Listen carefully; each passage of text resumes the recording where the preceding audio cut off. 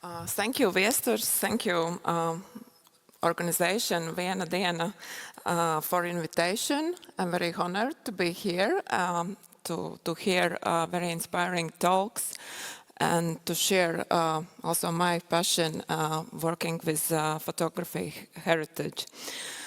Also, I think it is very nice to be in Liepāja.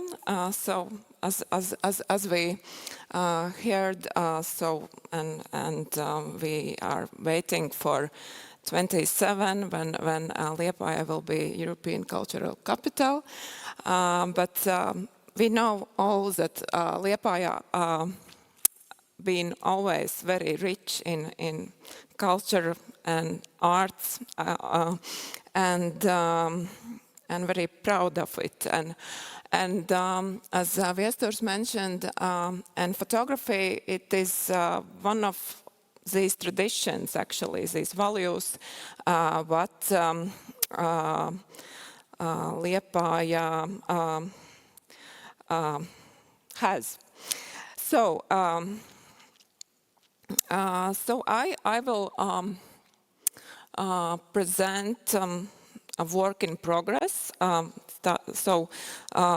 Collaborating with Liepāja People's Photo Studio, Fotast, and give my insights about the archive of the studio. Just as an intro, I also give maybe my observations and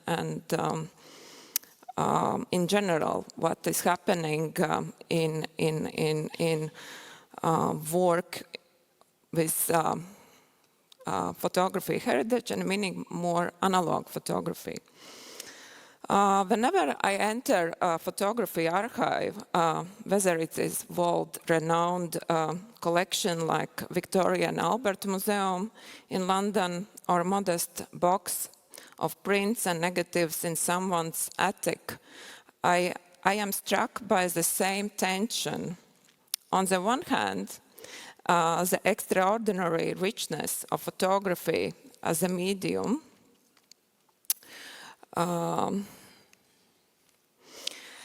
every image opening a new perspective on history, culture, or personal memory. On the other hand, the overwhelming reality is that this richness far exceeds the capacity of any institution, archive, or individual to fully preserve and manage. The question that follows is not simply what to save, but how we can collectively care for such a vast and fragile heritage.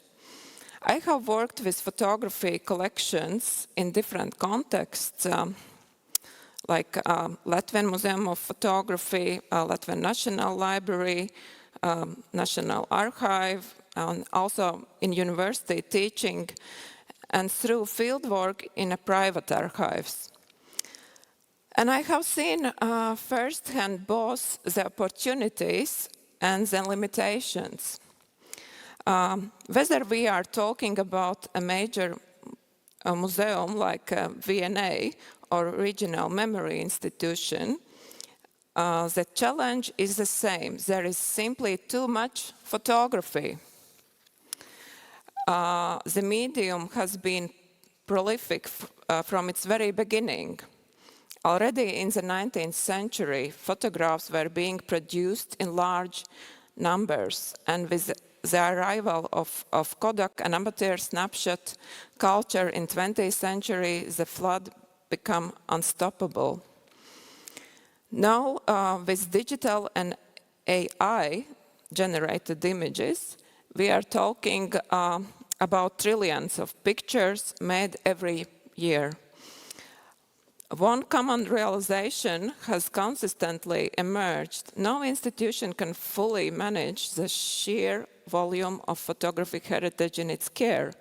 Even the mentioned V&A, one of the world's leading museums, struggles when in 2016 the Science Museum Group transferred over 400,000 photographic objects from National Media Museum into V&A collection, boosting its holdings to nearly 900,000 images, and yet rising concerns about resources, staffing, and cataloging capacity. And here's the paradox. Photography might be the single most documented medium in human history, and it is largely represented in memory institutions. But that doesn't mean it is being preserved. Quite the opposite. It is fragile, it fades, it gets lost. Many archives remain uncatalogued, many photographs are never identified. In Latvia, as in many countries, memory institutions often acquire photographic materials primarily through donations. Without proactive strategies for long-term preservations. Meanwhile, countless private archives sit in basements, garages, or plastic bags. Last night at dinner, someone said, photography has changed so much, of course, from analog to digital, for example. It's not only the images that are different, but everything around them. And that struck me as very true. Photography has always been a medium of change. From its birth in the mid-19th century, it was about making images faster, cheaper. It was and is a product of modernity. That dynamism is part of why I love photography, but also why I feel such a responsibility for it. Because if photography is always moving forward, it is also means we are constantly leaving things behind. And I think that is exactly where analog photography sits today, which brings me as well my speech to Fotost. So over past year, I have been working closely with Aigars Hibners, photographer, entrepreneur, and head of the Liepājas People's photo studio, Fotost.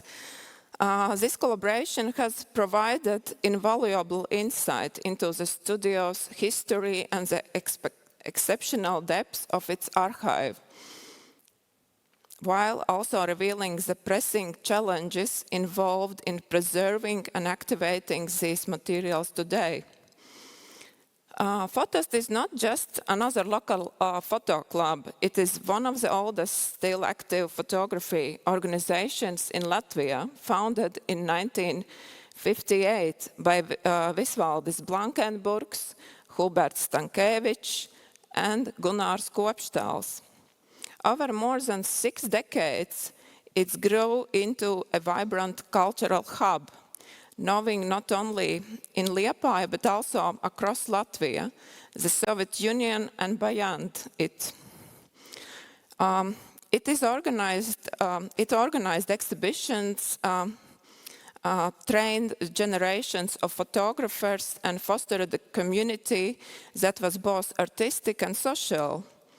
The archive that Fotost has built over the decades is extraordinary in both scale and cultural value.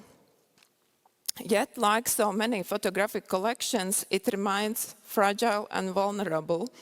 This is precisely why the Fotost archive project was established, to safeguard, study, and bring new life to this heritage, with a particular focus on analog photography from 1950s to 1990s. So what does the Fotost archive contain? Let me give you a sense of richness of this archive. First, there is a personal archive of Huberts Stankēvičs, one of Fotost's founding figures and a long-time head of club. It includes nearly 1,800 negatives, dozens of slides, and countless prints, many of them exhibition quality. You can see not just finished works, but also test prints, contact sheets, personal notes, even undeveloped rolls of films. It is photographer's life, captured in fragments waiting to be studied and understood. Second, there is a collection, there is a collective portfolio of Fotist members, each containing 10 to 20 silver prints, often signed and stamped on the back. These were works chosen to represent the studio at exhibitions, both locally and internationally. Taken together, they form a collective portrait of Latvian amateur and artistic photography from 1950s to 1990s.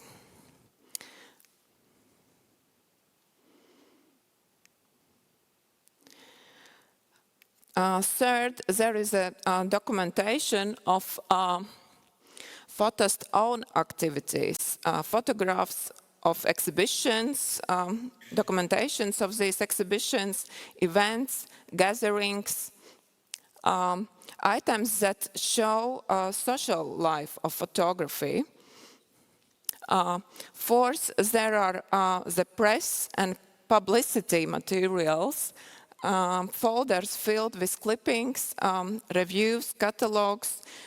This tells us how Fotist was received publicly, how it positioned itself, how it was seen in Soviet cultural landscape. And finally, there are general documents and design materials, guest books, posters, invitations, exhibition layouts, handwritten notes. This reveals the graphic and organizational identity of studio, how it is communicated itself visually to the outside world. When you put all of this together, you don't have just photographs. You have a layered living archive. You have a story about artistic ambition, community spirit, cultural negotiation under Soviet conditions, and the persistence of creativity across generations. So about challenges of preservation.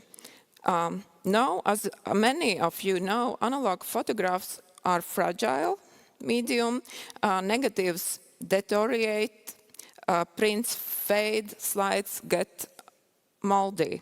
And unfortunately, much of the Fotist archive is currently stored in conditions that should be maybe improved. Cardboard boxes, plastic folders, sometimes, like the environment is not as archival context should be. This is not unique to Liepāja. Across Latvia, across globe, this is a reality for countless photo archives, but there is a hopeful side. Today we actually have a better opportunities than ever to do something about it. So conservation knowledge has advanced enormously. We know how detailed guidelines on how to handle, store, and stabilize photographic materials. Archival supplies are accessible. Educational opportunities are growing. For example, in London Photographers Gallery, they offer courses like Starting an Archive, which give practical training for artists and organizations wanting to preserve their photographic legacies. So the problem is not a lack of knowledge, but rather lack of resources, coordination, and sometimes awareness.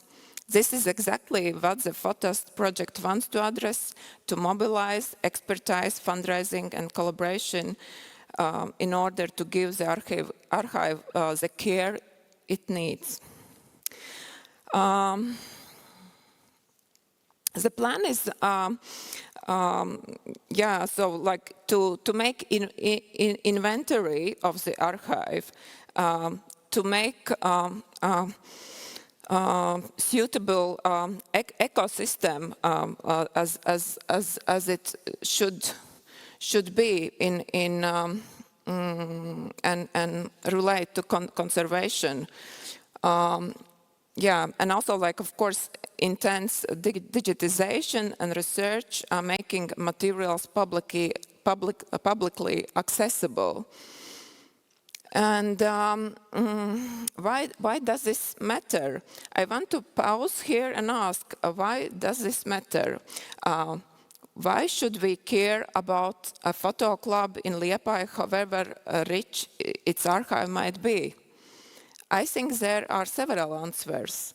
Historical, Fotast documents a missing chapter of Latvian visual history. Cultural, Fotast work is not just about photography. It reflects broader social life in Soviet Latvia, community gatherings, cultural negotiations, artistic experiments. It tells us how people lived, not just how they photographed. And educational, as a third, for younger generations who live in overwhelmingly digital visual culture, analog photography can be revelation. Archives are not just about preservation, they are sources of inspiration. Fotast materials can help generate new work, spark dialogue, and reveal connections between past and present. We live in time when photography is more accessible than ever, and also more intangible. Digital images flood our lives, yet they rarely exist as a physical object. Analog photography offers something different, a tangible connection to history, to material processes, to the slower rhythm of image making. The challenge, of course, is how to make that relevant to younger digital native audience.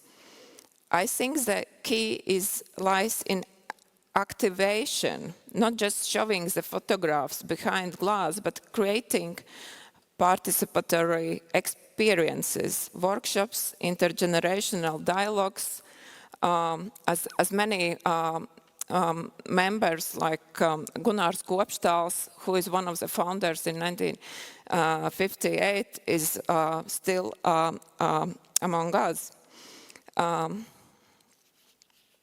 This is where Fotast has great potential, because it is not just an archive, it is also a living photo club.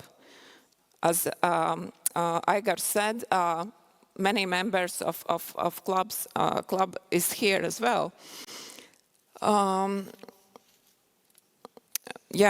members can still in a creative process and create images. To conclude, I want to return to the idea I started with, that photography is both too much and never enough. We cannot save everything, but we must save something. And the choices we make today will shape what kind of photographic memory the future will have. The Fotast archive is not just a collection of images, it is a cultural resource, bridge between eras, a laboratory for memory, and catalyst for creativity. By conserving it, digitalizing it, and activating it, we are not only preserving the past, we are also building the future. So let us take seriously the responsibility we have, not only as curators, researchers, or photographers, but as citizens of visual culture. Let us ensure that archives like Fotast continue to inspire, educate, and connect generations to come. Thank you so much. I hope I was in time.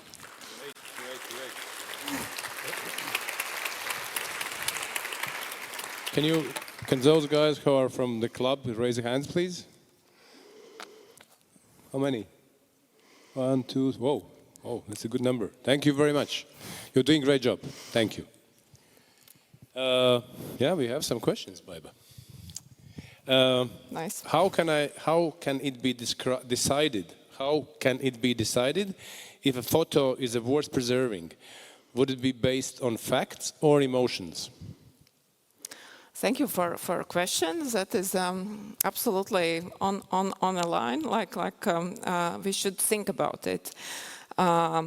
So, being very engaged in history of photography and working with photography heritage, I myself personally, I strongly believe each created image has its place in our world and should be preserved, should be consumed, like if we can say, and it is just like maybe we shouldn't think very standardized. We should more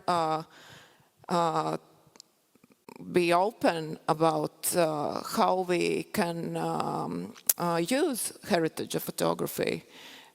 And yeah, even I mean, like also like here in a Photost archives, there are these test prints. So basically, it tells me about analog process, how actually people created images, how they get to this fine art print, and so it is, yeah.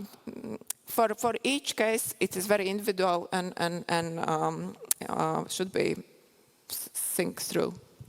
I would like to save some more time for those discussions in the last panel session, because I know that David is also, he has some opinion about that and a little bit of experience of preserving his work. And I would like to save some discussions for last plenary session. And one more question. What's your number one tip for anyone archiving their analog photographs? Number one tip. Good question. So I also practiced analog photography in the 90s, and my archive is also not in very, very good condition. It is in boxes of my daughter's, how you say, Pampers. But I also like, I think each we work as well very differently, but the system is the first thing maybe to think. And as I said, regarding this conservation context, we should think as well. That is quite accessible in our days, yeah. But the system is what is like what is or work about what is intensity, how we create imagery. So it is as well should be think through. Thank you. Thank you. Thank you very much, Baiba. Thank you.